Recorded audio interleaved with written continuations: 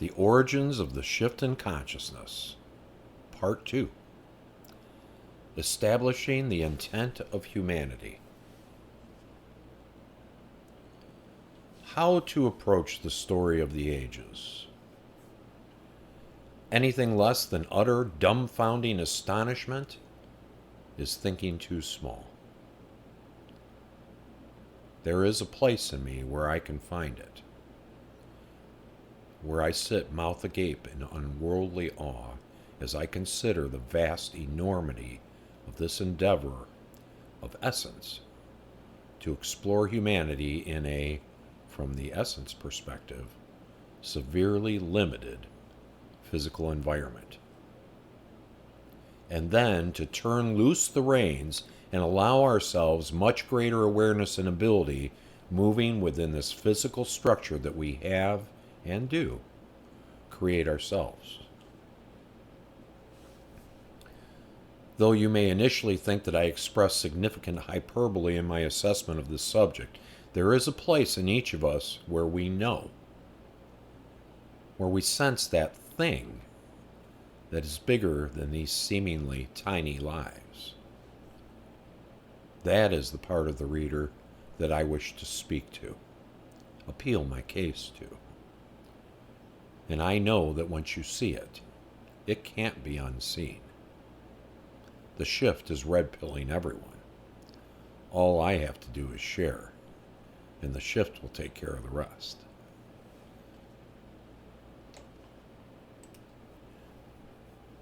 The shift of consciousness is the full expression of essence through our physical apparatus.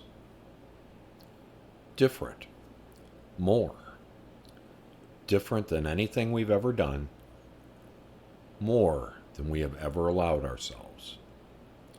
This shift is the culminating act for the dance of humanity thus far. It is our crowning moment. Our epochal achievement. Not will be, is, because it's already accomplished. Well, it doesn't look very shifted. Exactly. There are reasons for that. The objective portion of the shift began at the turn of the century. That means the portion where it gets turned on. That has happened. The reason it doesn't appear different to most people is the same reason people don't see how they change physically because they look in the mirror every day. The same can be said for how we view ourselves mentally. We always see ourselves as ourselves. Therefore, great changes in our mental landscape can be easily overlooked and taken for granted. I'm still me, yup, that's how I look, still think the same, still me. We don't notice the changes usually, because in our design of ourselves, we have such an effortless continuity about us that prevents us from noticing small changes which amount to much larger changes in time. Yet, humanity has advanced significantly in overall and self-awareness since the turn of the century. AI is already substantially changing our society in ways we haven't even imagined yet.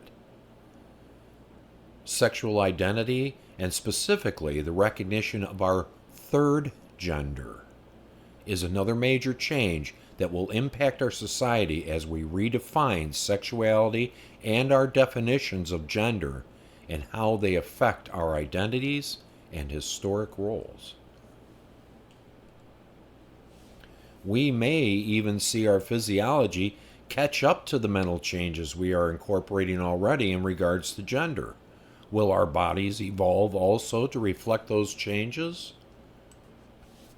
Time will tell, but already we see that individuals are embracing physical changes to their bodies so that their physical expression more closely matches their newfound, less rigid identities. No longer simply male or female, but people first. This is not going away. and this is all directly related to the shift. The influence alone of the younger generations of people also automatically adds another significant factor in how humanity is changing on the whole. Younger generations are more accepting of change, and they account for a great deal of what is being reflected in our society, our world. And remember, these kids now are going to grow up with AI, and they're growing up in a world that is increasingly placing less significance on gender and roles. And as we've seen, many young people are demanding that. As more and more people become more and more self-aware, it is a process. The domino effect of that begins to influence the mass belief, that which is widely and generally accepted as what is right and what is wrong. And then the mass belief changes. That is happening over and over and over, which is accounting for a great deal of the unrest in our world as people and institutions grapple with the newfound awareness and the ensuing battle for, so-called, control of the mind. Oh, by the way, I've seen the ending. Spoiler alert, we win.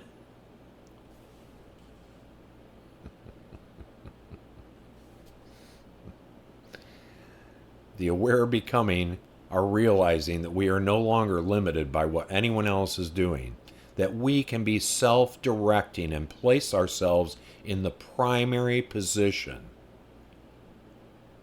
that we create everything in our experience, indeed, everything in our reality, that knowing and understanding and being that, the director of ourselves and what we create is based on what we choose and what we do. That the basis of becoming these superhumans is simply a matter of changing our perspective of ourselves and figuring out how it works.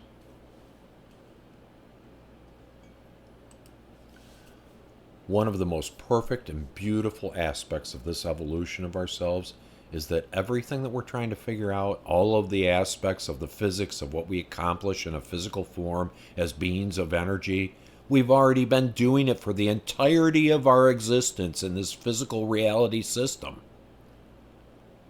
Now it's just a matter of us reverse engineering to see how we do what we have always done, and just be aware now while we're doing it, so that we can begin to create consciously. The specific physics to how humans create their reality was designed and meant to be automatic, seamless, and transparent to us. We had to create the perfect camouflage for ourselves so that we could experience ourselves as individual and separate. And we had to create the perfect deception. If it wasn't perfect in every sense, we wouldn't buy it, and then it would be a pointless endeavor to posit ourselves as separate when we really knew we weren't. We accomplished this from the beginning of our physical time to the current moment.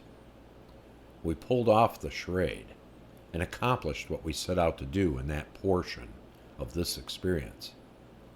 Now it is time we look forward. The shift marks the end of that phase of this grand experiment and a new beginning to another chapter for the grand old organizations of consciousness which have chosen to express humanity within this dimension.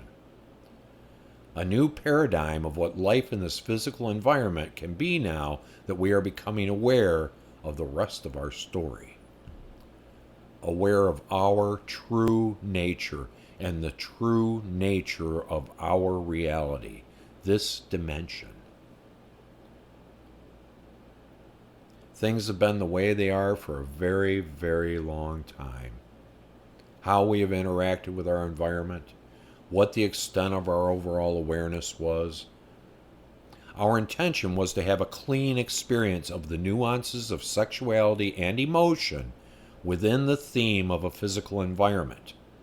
We instituted many aspects of our design of this reality and humans to facilitate those types of experiences. We certainly accomplished that. Note, this is tricky to talk about because everything happens simultaneously. The past is still now. But using time as a perspective is almost unavoidable for us to grasp certain ideas. Nonetheless, in our terms, in the course of creating this physical environment, we created many institutions revolving around control and authority. Master slave, right wrong, victim perpetrator, and these things have in turn become portions of the mass belief. These are the instruments of control that will eventually be rendered obsolete in our new understandings. There is a world pecking order, and the elites in our current incarnation certainly aren't interested in everyone becoming self-aware and self-directing. This is a direct threat to the institutions and groups of elites that have historically run the show. They may or may not have varying degrees of self-awareness, but regardless, they will be ill-inclined to surrender their positions of wealth, power, and authority. As non-voting Virgin Islands so-called congressperson Stacey Plaskett, one of the henchmen of the current crop of status quo maintainers in Congress, recently excoriated journalist Matt Taibbi during his testimony before Congress in regards to the Twitter file revelations of government involvement in censorship on that social media platform. She told him, "You are a threat to the people who oppose you," which in and of itself is a laughable statement, since what she said is always true about everyone. Everyone is always a threat to the people who oppose them.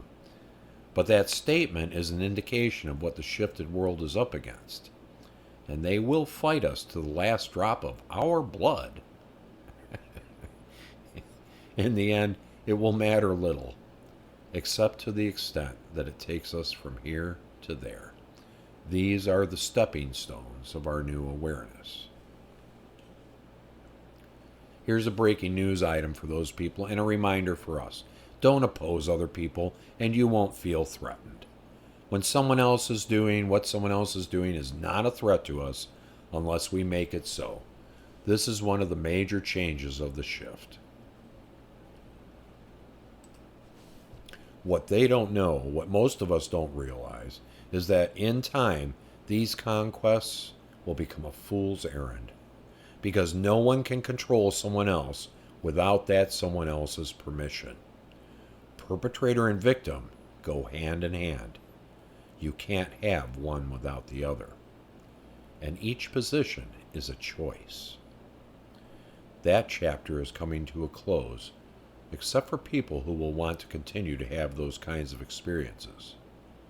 The rest of us, I think we're going to have better things to do. And anyway, my best work is to not judge someone else's choices. But we will know that we don't have to participate in what anyone else is creating. All of this is changing now, and although there is still great oppression regarding the importance of the individual, the horse is out of the barn, and there won't be any putting it back in. We are beginning to recognize our own power and authority, and it doesn't depend on anyone but ourselves. We're beginning to see that all the wars, sanctions, maneuvering, economic games, these are all hunger games for the elite who care not one bit for the normies, the unwashed. And everyone we see, the talking heads in the media, the politicians, the presidents, the generals, the foreign ministers, the letter agencies, these people aren't the elites. Some may be, but not generally. They're just paid off, on the bankroll. Most of them don't even realize who they eventually serve. But going along with the program and serving the right people means you'll be taken care of. And if you look around, you can see all the people who've sold their souls for the blue pill. None of those pesky moral dilemmas matter as long as they can live the lives that they have chosen. And so what? They're not wrong.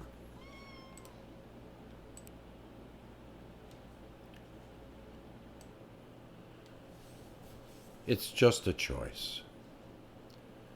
Most of them will run out the clock on these focuses of attention and be none the wiser that the world has changed irrevocably.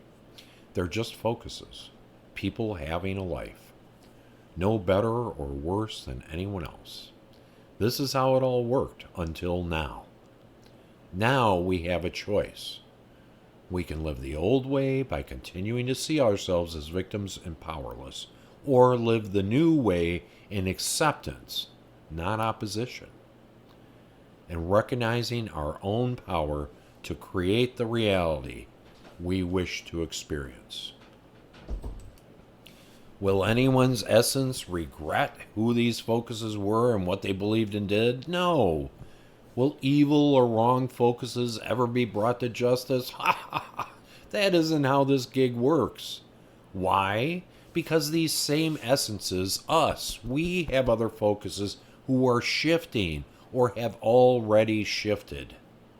And remember, consciousness is about exploring everything, not just the nice things we like, everything. Essence doesn't play right and wrong. That's a humanity deal, all part of the plot of this physical reality. That means all of us have other focuses that we would find repugnant, if not downright despicable. So we think we want to judge what someone else is doing. We may want to just sit down and zip it. No one is squeaky clean and no one's getting out of here alive. Everything is known, so we're not fooling anyone except ourselves. Even the most pious and thoughtful and kind of us knows within us, within our other focuses, everything that is not so nice. Consciousness is everything, and everything is known to consciousness, and we are consciousness. The good news is we're all in the same boat. So when we cut someone else slack in their choices, when we're accepting, we're doing it for ourselves. We will soon discover that it doesn't matter what anyone else is doing or creating. It can only affect us if we allow it to affect us, because we create all of our reality. This is why acceptance will be absolutely critical to our evolution, because if we want to create what we choose, we'll need to accept what other people want to create.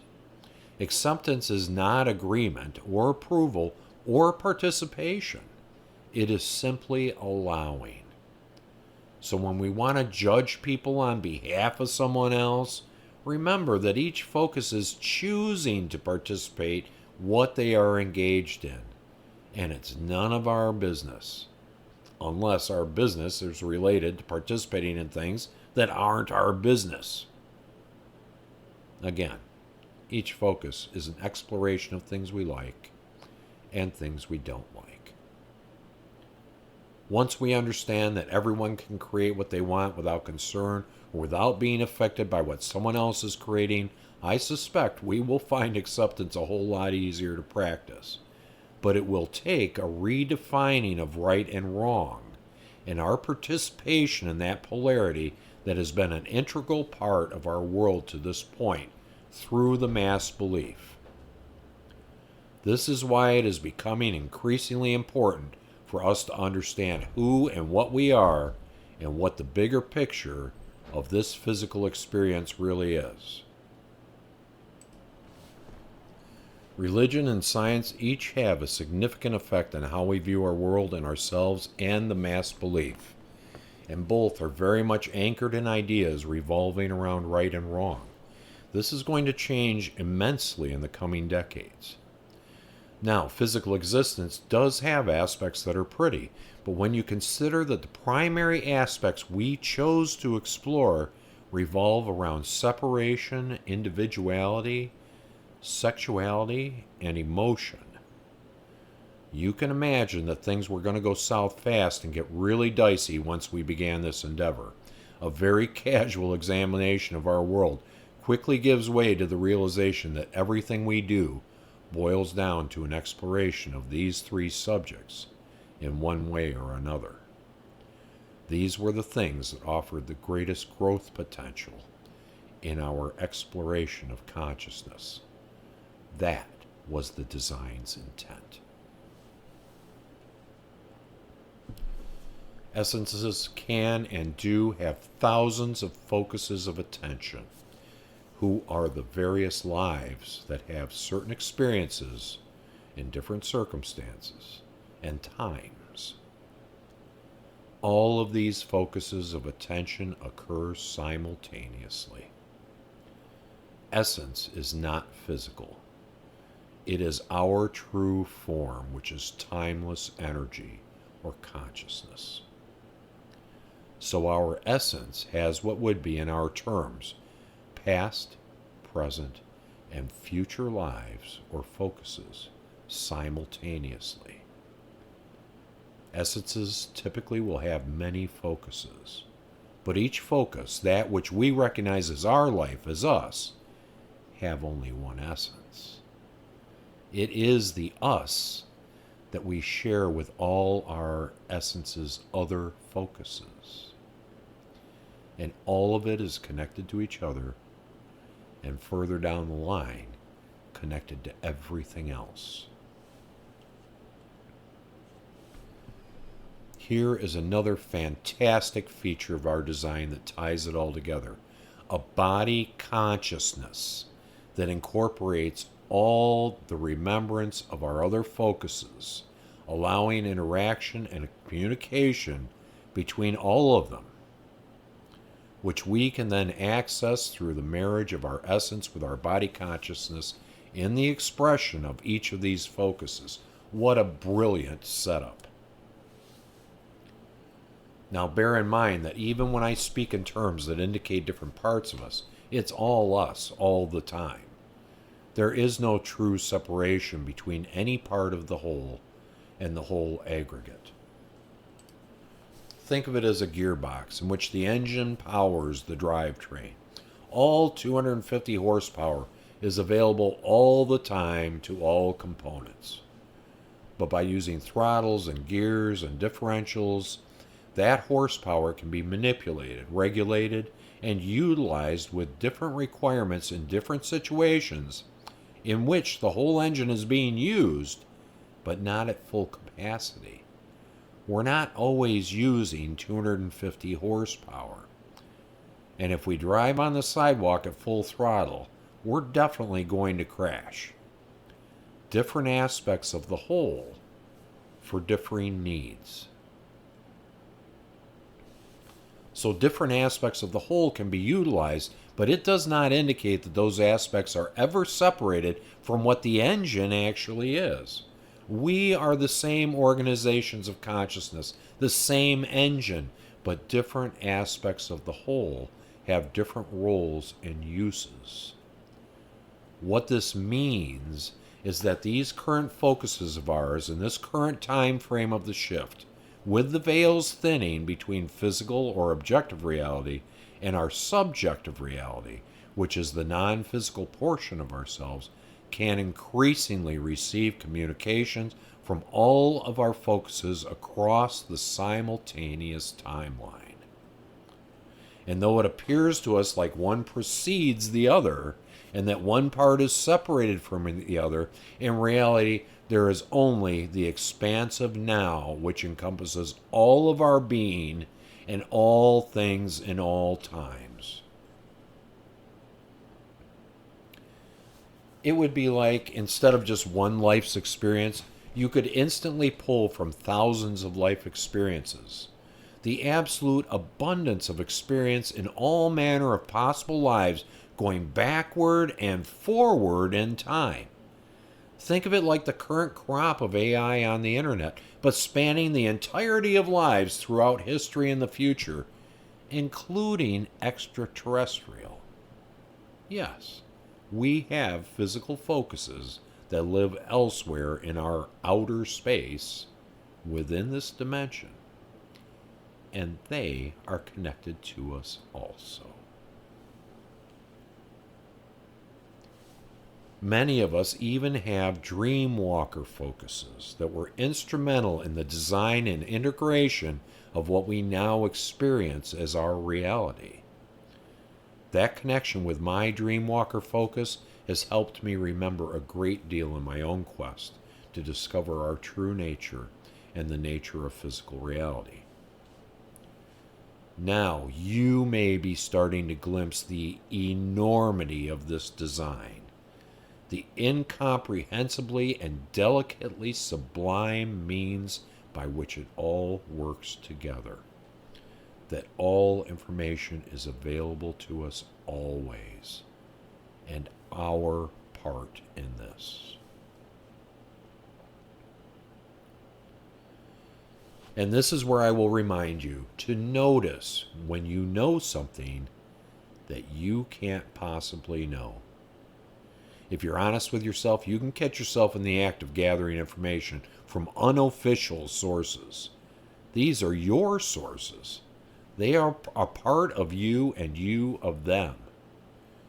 And you may find that you regularly know things that you can't possibly know. When it comes to humanity, information doesn't only find us from outside sources through our physical senses. We have a vast amount of resources that we access regularly. I call these my other channels or streams. They are real and they are exquisite. I am utilizing one such stream to write this. Once I connect to it energetically, the information flows to me. This isn't just me, this focus of Philip writing this. I am tapping into the stream of consciousness. We think all the information we receive subjectively is just us. Some happy accident that we happen to know something. Little do we realize the scale of communication that happens in the background at different levels, all available to us. Everything is available to everyone at all times. And thanks to the shift, we can become more aware of that ability that we have always practiced, but didn't know how to consider or quantify. This is how we were built. Camouflaged connections to everyone and everything. Camouflaged, but not inaccessible. I am well aware of the human perspective of history and how it seems very absolute. That there is a straight line march of history from the beginning to now, but it simply is not the case. It just seems that way from our perspective. One of the sleights of hand that was built into this physical blueprint when we designed it, so that we could experience the maximum effect of individualism and separation within a physical, time-based framework. One person, one life. That was the plan. We didn't know anything before, and we don't know anything after. Birth and death. All part of the design. But quite simply, while it may seem true to us, it is not accurate if we wish to have a more objective view of who and what we are. And remember from our other column, consciousness is an action. The action of our essence, our organization of consciousness, is to have physical focuses. In our terms, lives. That's what we chose to do as consciousness, to be and explore physical humanity. That's us. So all of that said, there are two important things that we might consider that may keep us from throwing ourselves off the nearest tall building while we're getting red-pilled. The first and most important is that everyone and everything is connected.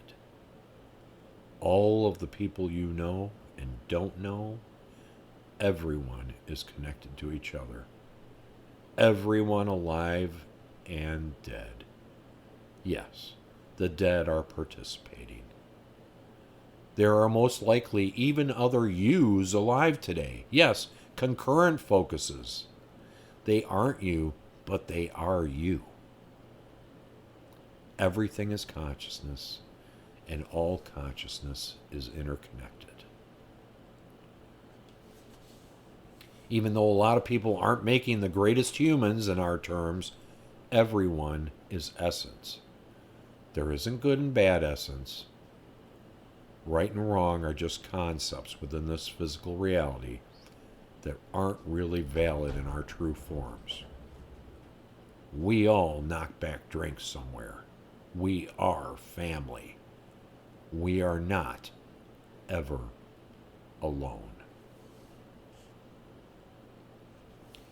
We are the organizations of consciousness that make up humanity.